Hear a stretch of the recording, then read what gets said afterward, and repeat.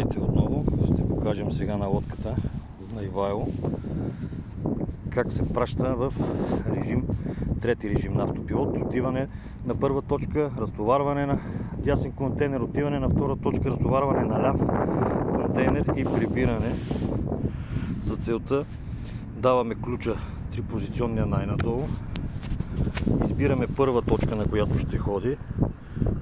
Избираме първа точка, задаваме дясен контейнер, оттам избираме втора точка, ляв контейнер и изпращаме лодката по диагонал надясно.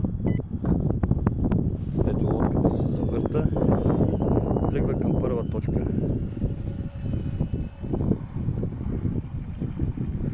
Сега на първа точка ще разтовари дясния контейнер,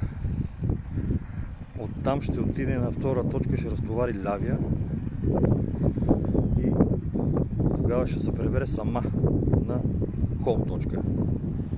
Тук изписва надписите Auto to Point. Това значи, че ще ходи, ще разтоварва още 17 метра.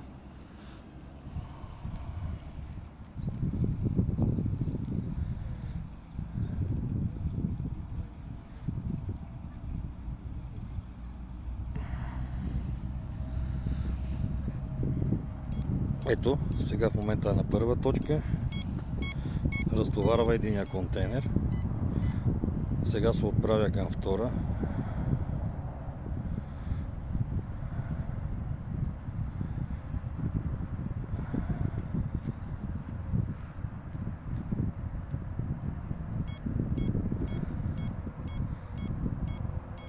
Разтовари и другия контейнер и сега ще се върне на home точка сама.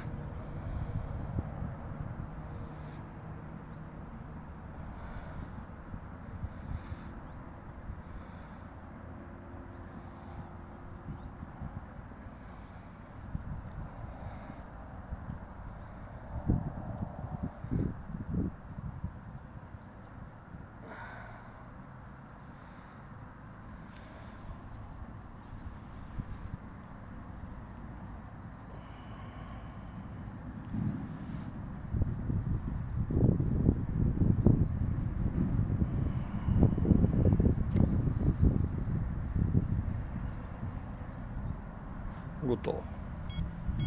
Ето, лодката си пребра.